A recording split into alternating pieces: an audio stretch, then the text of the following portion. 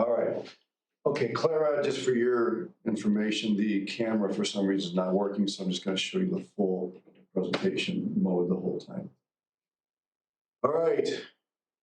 Matt, would you pray for us? Yeah, I can pray. All right. Dear God, I thank you for this day. Thank you that we're able to come to a school like Faith. God, I pray that you would bless this time, help us to be attentive, and just learn more about the history of missions. And Jesus' name I pray. Amen. Amen. So, tell me something from the reading that was interesting.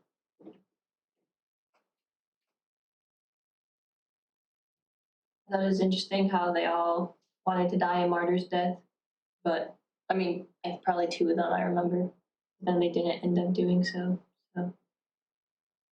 So, that begs the question.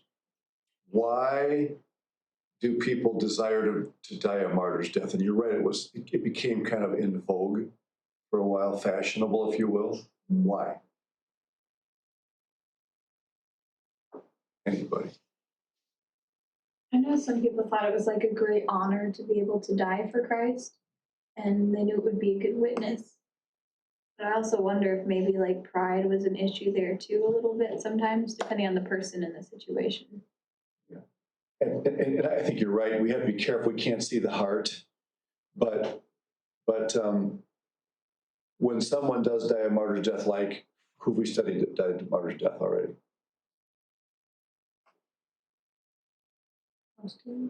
What was it? Very first one we studied? Polycarp, right? Burned at the stake in Smyrna, remember?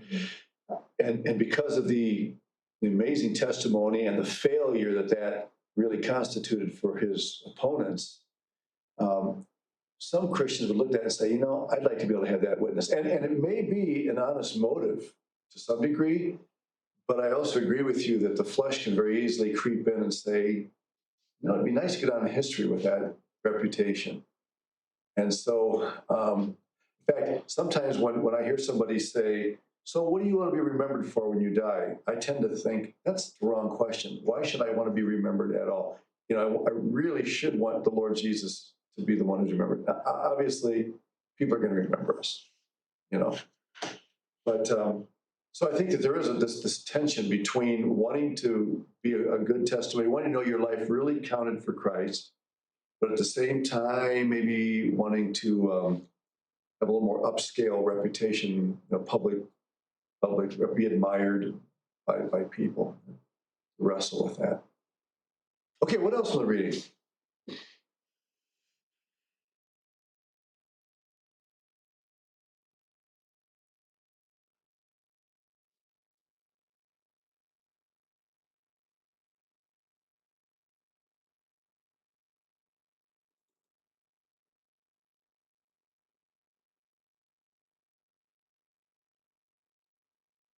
I don't know if it's a good answer, but Go ahead. just reading it, I've never heard about the Crusades, the Catholic Church, Okay. martyring people from who believed in Islam and all that. So I had no background. So reading about that was interesting and kind of just sad and I don't know, it just makes you think about why would you do that? Yeah. So had you others heard of the Crusades before? Was that a new thing to some? Oh, yeah, and it really was a very poor testimony as far as the church goes. But the problem is, unfortunately, that church isn't the true church.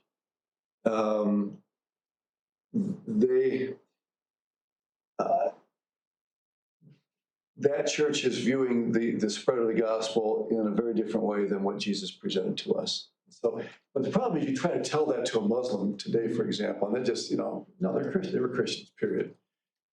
It's kind of like at the end of World War I and World War II, a lot of people said, well, that was a defeat for Christianity.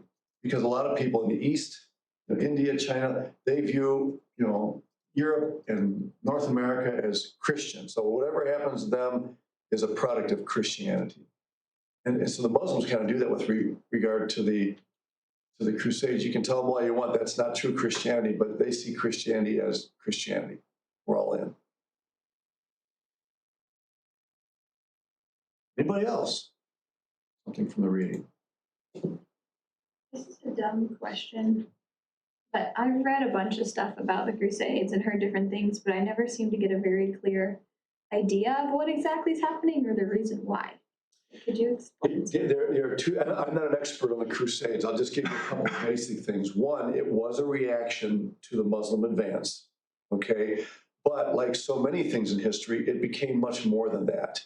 In other words, it wasn't limited in the long run only to stemming the Muslim advance or reacting to that. It becomes a means of domination all over, the world at that time. So spreading Catholicism becomes an issue of the Bible and the sword in order to spread Christ's kingdom. And a lot of the underlying theology, and your theology is important, a lot of the underlying theology is this idea that we are establishing Christ's kingdom on the earth. Remember, this is the Muslim advance. So if you really believe that we are spreading Christ's kingdom and conquering the world for Christ, then you can legitimize what the Crusaders did, right? Because when Jesus comes back to establish his kingdom, will there be war?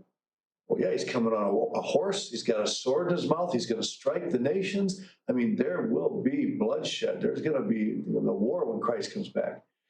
But we understand that to be something that will happen at the end of the tribulation, and Christ is going to do that. But many of these people, and even some that came to the New World, had the same mentality. We're here. This is the new Israel. Some believe, and they wanted to insist by force that everybody, be obliged to be baptized into this kingdom. So theology is important. What you believe about the kingdom and what we're called to do, that makes a difference. Yeah. So did the Crusades originally start out with wanting to share the gospel, or was it just people wanting to fight back? Yeah, I think it was a fight back. It was a reaction. So was it like other people besides Christians? Well, it was the church that was leading it. I mean, who all was involved? I don't know. I don't have that much information on the details, but it was a reaction on the part of the church, the Catholic Church leading it. There is always going to be a remnant of true Bible-believing believers who are not going to have a stake in that, okay? But they kind of get covered up in history. You don't hear about them during this. At least I don't know of any sources during the Crusades time that shows, true believers being exceptional and not being involved in that, Yeah. Yeah. One of the things that we see in these early centuries is that politics and religion become united together, and that always spells trouble every time. I don't know if they do this in Germany, Miriam, but in America, a lot of people say there are two things we don't discuss: politics and religion. Do you hear that sort of thing in Germany too, or not? I don't know. Okay. Yeah. Yeah, a lot of times, especially when you're talking to unsaved people, there's two things they want to avoid: religion and politics, because they're both very, very controversial subjects. But the Catholic Church, saw the advantages of getting political power in order to take their gospel too. And they referred to it, Laurel, as the gospel. I mean, they saw it as bringing people under the banner of Christ. But was that really what they were doing? They were really bringing them under the domination of the Catholic Church. Yeah. Good. Anybody else from the reading, something that you want to share?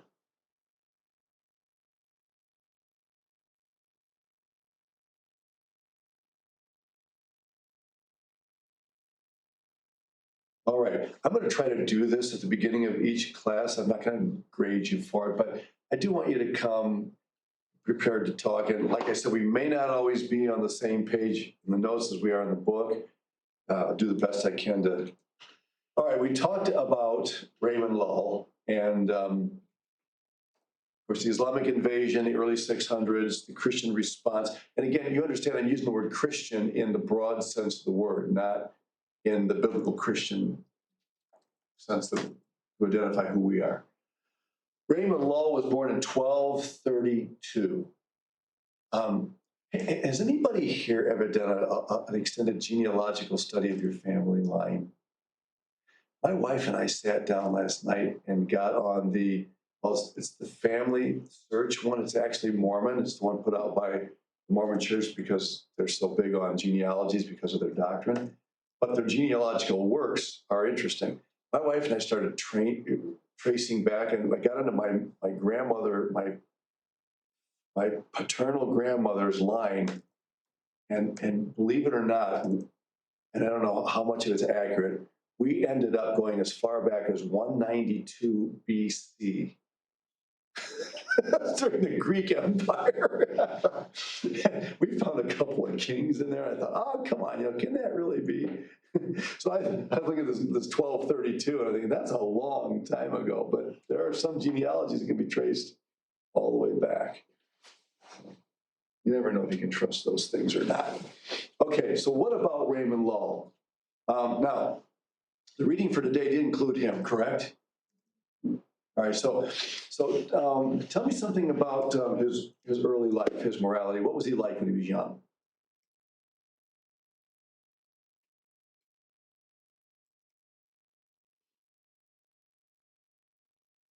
Was he born into a Christian home? Was he a godly young man?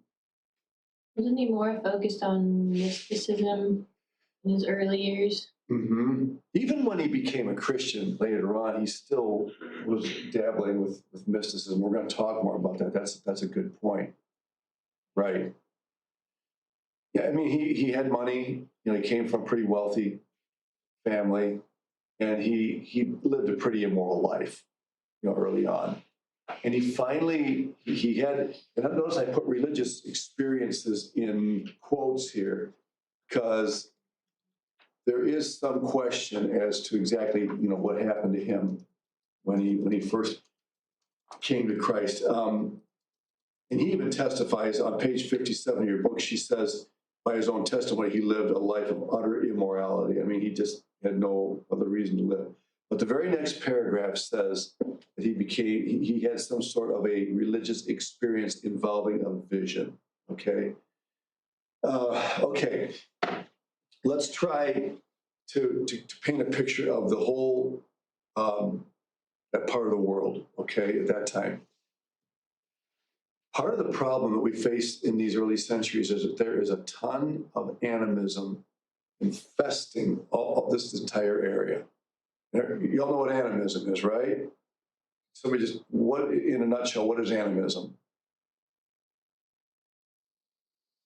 Just get ready to get into that in non-Christian religions. What is animism? It's like focused on like spirits and like worshiping the earth and different things like that. Yeah, depending on what version, basically the world is full of spirits. I mean, objects are indwelt by spirits. It could be ancestors, it could be evil spirits, it could be good spirits.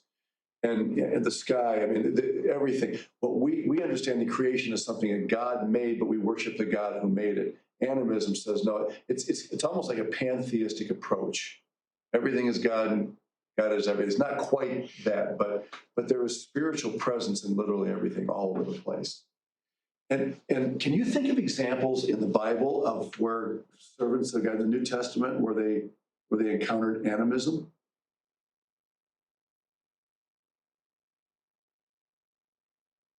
Yeah. You're saying like spirits like demons, would that count too? Or that's never mind. Yeah, I mean, that can be involved. Yeah. I mean, in animistic cultures, overt, obvious demonic activity is a characteristic. Whereas like here, even though Satan's at work, it's much more subtle because of the kind of culture. Yeah, so that would be part of it. Mm-hmm. I was thinking of the verse, right? It's just like we were legions, there's many of us, like the one guy's possessed, but Right. it's not you're talking about spirits. Like, Okay, yeah. That definitely would be a characteristic of animism. What else? Think of specific instances in the book of Acts, for example, where somebody encounters animism. Is it early on that guy who wanted to follow like Christianity, but he was like a magician and Yeah. that stuff? Yeah, okay, you're on, yeah. You're probably thinking of Acts chapter 8 in Samaria, when the gospel spreads to that region after the death of Stephen. You have Simon the magician. Mm-hmm. Yeah. He's a sorcerer. Magician's probably not the best word. He's a sorcerer. And that was just common. In fact, you may remember that when Paul, later on, when Paul went to Cyprus, island of Cyprus, he meets another sorcerer there. And this sorcerer is actually tagging along with the governor of the island. So even some of the political leaders would have their own personal sorcerers or, spiritual men, shamans, witch doctors, depending on where you are, what you call them, because they would sometimes be able to give them messages about what was going to happen and things like that. So I'm just saying that what happens here shouldn't surprise us, because even in the early church, you had contact with animism, spirituality like that. Visions. He had one. We saw that Savior hanging on the cross, and he was moved by that. So what does he end up doing as a result of this vision? What action does he end up taking? You remember that? He like leaves his wife and children or something, and then he go to like a monastery or something. He's overwhelmed with guilt, and he decides to forsake wealth and prestige, and he joins a monastery. We talked about monasteries last week, right? Now, did you notice when you read this, it does say he saw the vision a second time. This time he committed his life to Christ, okay? But then he has these doubts about his own spirituality, and so he goes to the monastery with the idea that he's going to be purified there. So it's a little bit unsure as exactly what he understood about salvation, about Christ. So he probably was a true believer, but the testimony isn't as clear as maybe we'd like it to be. You probably all know people like that. You're pretty sure they know Christ, but you wish there was a little bit more concrete evidence. That's kind of the issue with this guy. Well, later on, he wants to go the full length. He's not satisfied just to be a witness. He wants to go to one of the hardest places he can find. And he nails it. He goes to a Muslim tribal group called the Saracens. And they had the reputation of being a very dangerous tribe. You think about Jim Elliot going to the then known Auca Indians, and stuff. Or somebody say, I want to go to a really hard place where it's going to be dangerous, where, I have to really trust God. That was his mentality. And you wonder if part of that, again, was this idea of feeling like he had to do something to compensate for the moral, debauchery of his early life. But if you think about it, if you're honest, if I'm honest, we all, even as Christians with our theology in place and everything, we still sometimes feel that like I need to do something really hard for Jesus to really live up to my salvation. And we all can struggle with that. He went to Tunisia, right?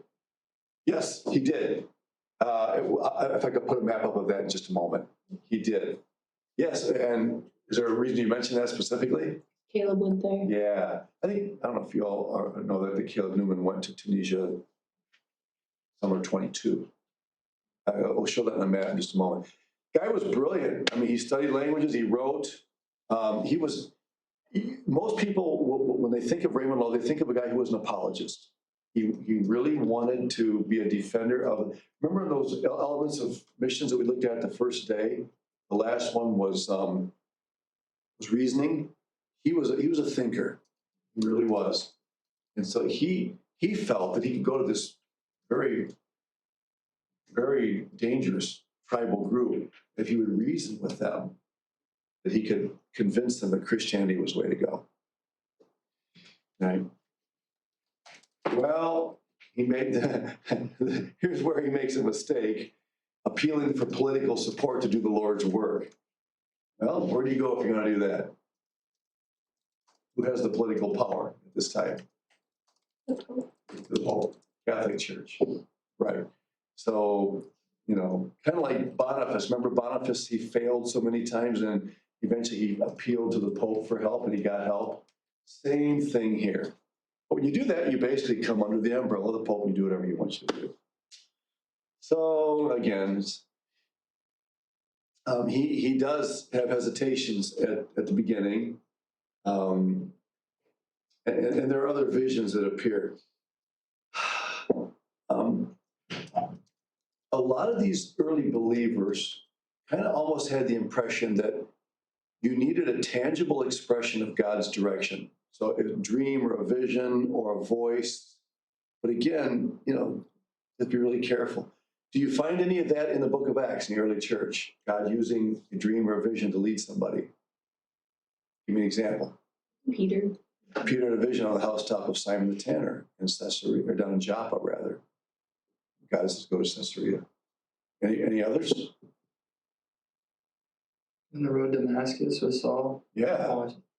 His conversion experience is a vision of the risen Christ, right? Not just a vision, but actually conversing with him. Any others?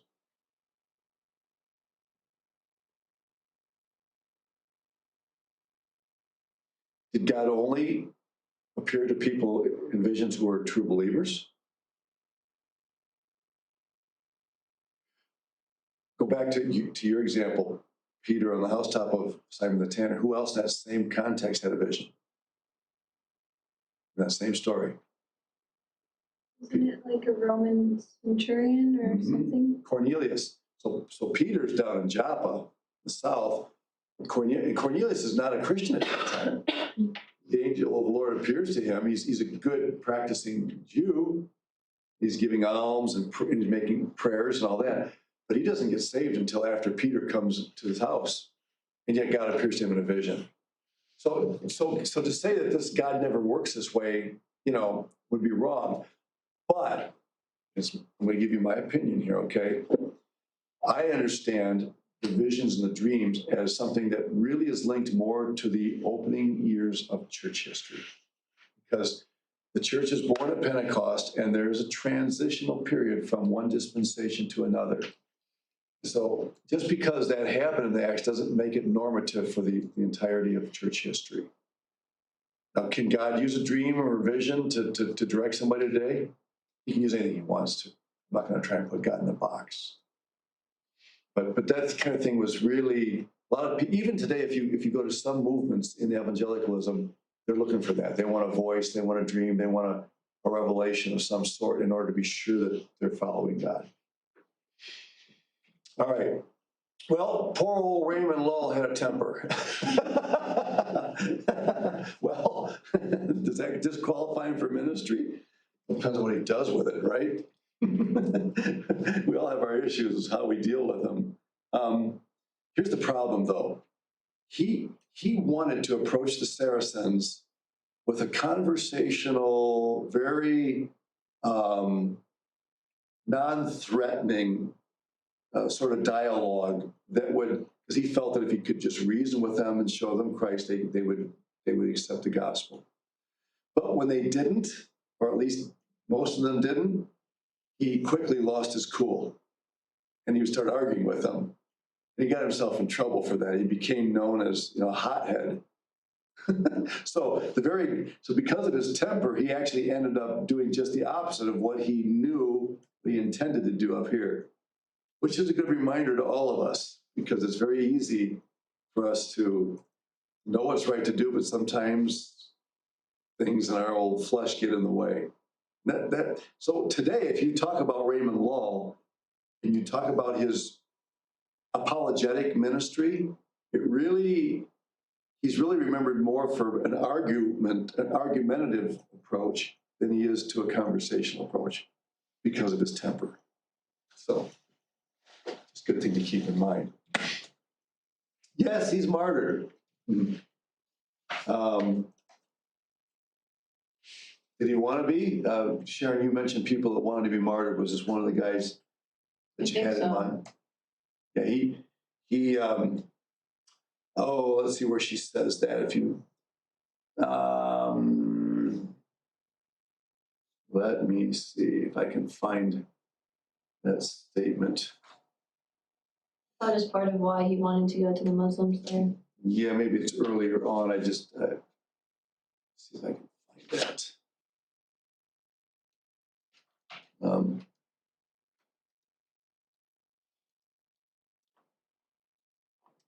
okay, I'm not seeing it, but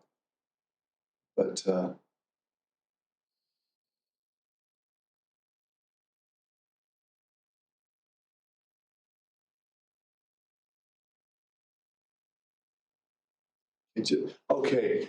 On page 60, near the end of the section on him, she says, although Lul's stay in Tunis was rewarding, he did not win the ultimate reward, the crown of martyrdom. To die in the service of his master would be the highest privilege. So in 1314, he returned to Bugian to see his little band of converts and to put his defense of Christianity to the final test. And anyways, basically what he does is he goes back and creates a problem, almost purposely stimulates a problem so that he can die as a martyr. But according to this, he actually didn't die as a martyr. He died. Well, they seized him, they dragged him out of the town, and okay, it does say he was stoned, but he didn't die from the stoning. He died in June of 1315, and shortly afterwards he died. So did he die a martyr's death or not? You know. So anyway, that's all right. Any other comments on Lowell? It's just he's very gifted, very capable. His testimony of salvation is probably genuine, but a little bit. All right, there's Tunis, which is the capital of Tunisia, and that's, as you said, Sharon, where Caleb was last summer. And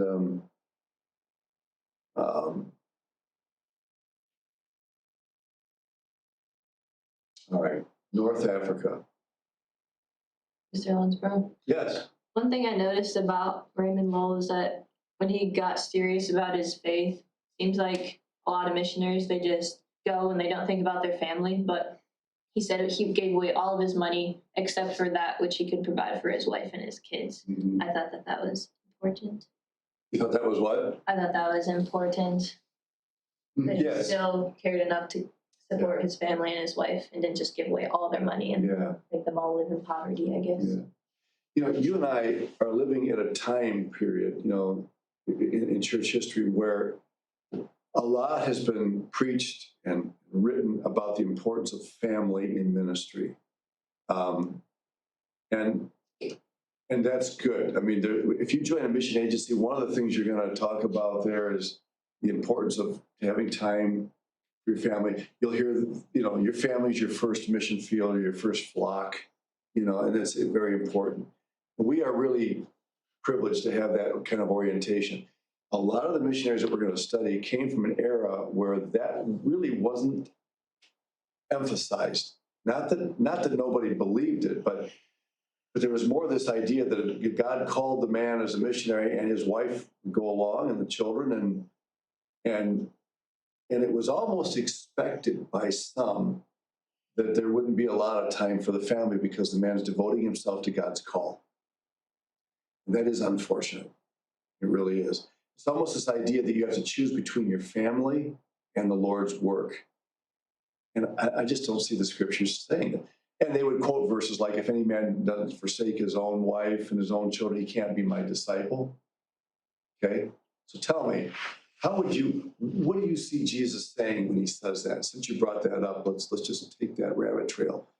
When Jesus said, if you don't forsake your wife, your parents, and your children, you cannot be my disciple. What did he mean? I think it's probably if you take something more important than God, it doesn't mean you have to leave them, but if that's more important than your ministry or your relationship to God, then that's a problem. But it does not mean that you have to leave them. Just like to not have that as your first priority. Okay, excellent.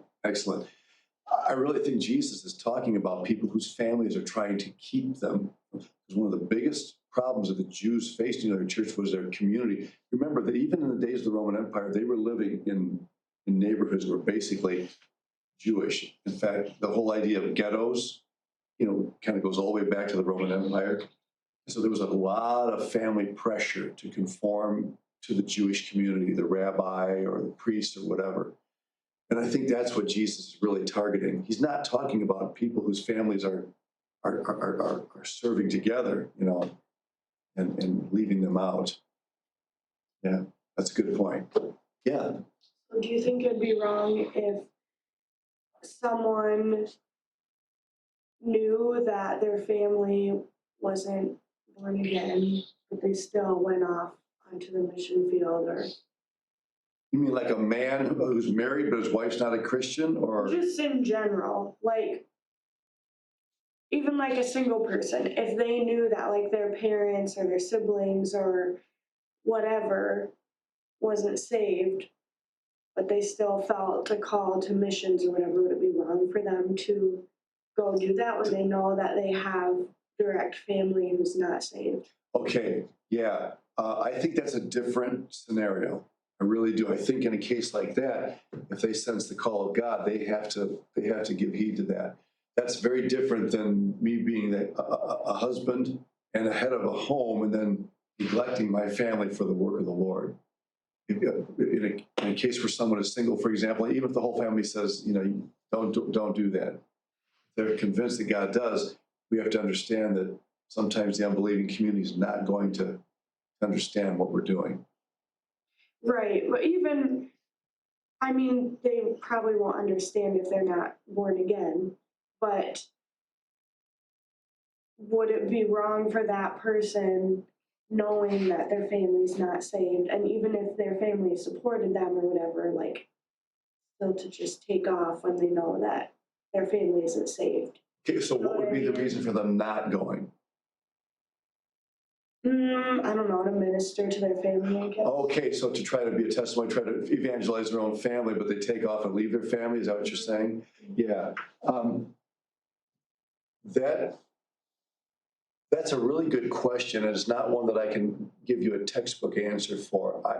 I think that in that case, the believing person, that the Christian, really has to prayerfully discern what God is leading him or her to do. And if God is leading me to follow him to wherever, knowing that I have an unsafe family back here, I have to trust God to use whatever means he will to reach my family. And just because I'm gone geographically doesn't mean that I still can't have a witness to my family. Perhaps my devotion to the Lord can be a testimony itself. And we have some case studies we do to deal with that, And this becomes a huge issue in parts of Asia, where the children are expected to get good jobs and be able to support their parents in their old age. What do you do when you sense God's calling you and you know you're not going to be able to do that for your aging parents? It is a real thing. All I can tell you, Ella, is that you have to really pray about it. Just ask God for discernment. But to say that I can't go under any circumstances because my family's unsaved and they won't understand, I think that's an unhealthy attitude. Yeah, but it's a good question. Yeah, it really is. And a lot of people have really ached over that. Yep.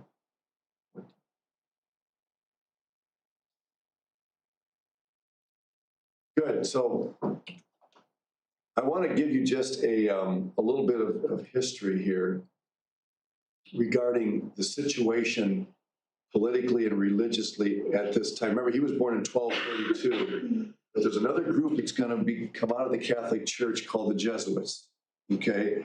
And you can see the date over there. They're founded in 1535, so it's a few hundred years after Lull, but this is going to kind of lead us into the next section. I don't know how familiar you guys are with the Catholic Church itself. You live in the South of, right, where Catholicism is big. Do you remember some of the names of Catholic orders that exist in the Catholic Church? There are orders and priests that oversee those orders in the church. Any of them come to mind? do you mean by like orders, like stuff that like? There are groups within the Catholic Church that they have labels. People know them as this kind of a Catholic. They're part of this group. Like St. Joseph's, like stuff like that, or no? Well, okay, there are actually different churches that have names like that. I'm thinking like the Franciscans. Okay. I don't know in Germany how obvious those are. Are you familiar with Catholic orders, or is it just you just think of them as Catholics? Okay. Yeah, within the Catholic Church, there are different orders, and they're divided up among cardinals and priests and all that stuff, and very sophisticated. There was a group. There are the Franciscans. There are the Dominicans. In fact, the Dominican Republic, where Joaquin is from, has that name because there was a certain order of monks called the Dominicans. And these orders sometimes disagree with each other on theology and practice and all that. But the reason I'm mentioning that is because the Jesuits becomes one of the orders of the Catholic Church. And they become the missionary engine of the Catholic Church. The others did missionary work, the Franciscans and the Dominicans, and there was one group called the Salesianos that were down in Brazil. They did missionary service as well, but the Jesuits are the ones that become really known as the missionary force of the church. They started in 1535, which is right around, what does that time period remind you of? What's going on at that time, 1535? A huge event in Europe.